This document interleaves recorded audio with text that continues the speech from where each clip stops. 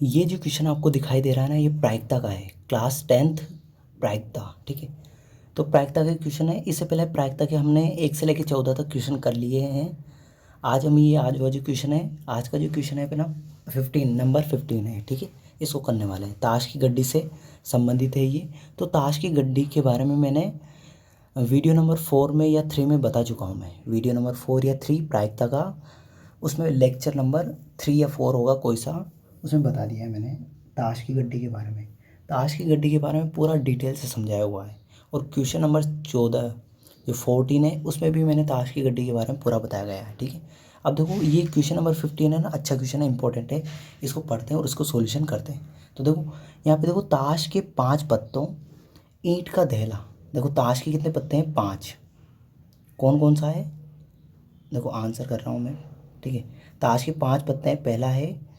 पहला तो है अपना ईंट का दहला, ईंट का दहला। ठीक है, दूसरा है अपना गुलाम। ठीक है, ईंट का गुलाम है ना, ईंट के ये सारे है ना, ईंट का गुलाम।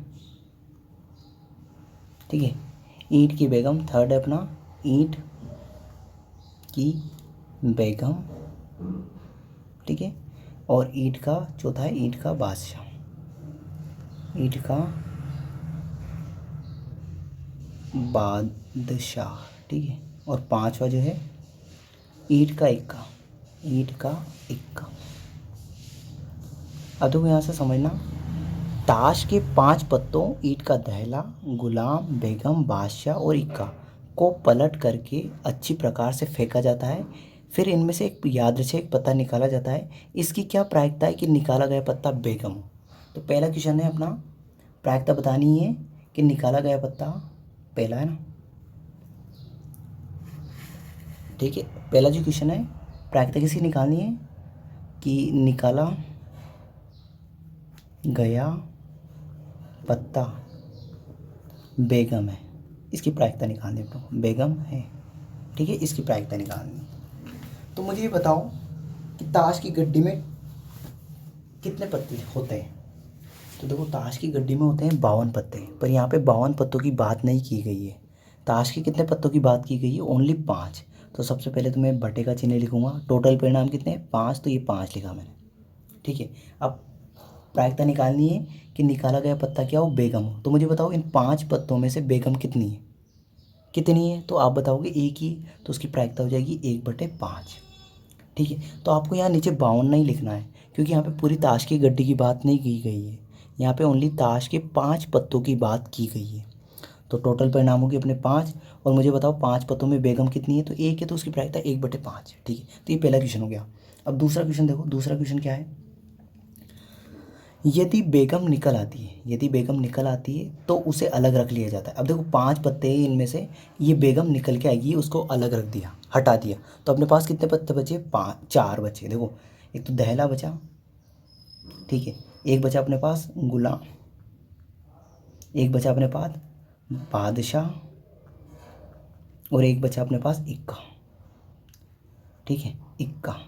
तो देखो मैंने ये और बेगम को मैंने अलग रख लिया, बेगम को यहाँ पे मैंने अलग रख लिया। ठीक है, जैसा बोल रहा है वैसे करना है। ठीक है, यदि बेगम निकल आती है, तो पहला पत्ता में अपनों ने पहले प्रायिकता निकाली, उसमें बेगम निकल आ गई अपनी, अब उसको अलग रख लिया है, तो उसे अलग रख लिया जाता है। ठीक है, और एक अन्य पत्ता निकाला जाता है। अब देखो इन 4 पत्तों में उसको अलग रख लिया ना, अब इन 4 पत्तों में से एक पत्ता निकाला जाता है। इसकी क्या प्रायिकता होगी कि निकाला गया दूसरा पत्ता एक इक्का होगा? तो देखो प्रायिकता ज्ञात करनी अपनों को, एक इक्का होने की, एक इक्का होने की। ए वाला ही है, इक्का हो। प्रायिकता निकालनी कि निकाला गया पत्ता क्या हो? इक्का हो। तो मुझे बताओ टोटल परिणाम कितने हैं?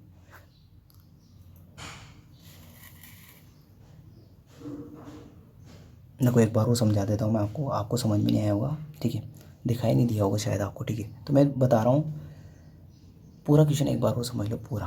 देखो एक ताश की गड्डी में 5 पत्ते हैं। ठीक है, ईंट का दहला, गुलाम, बेगम, बादशाह और इक्का।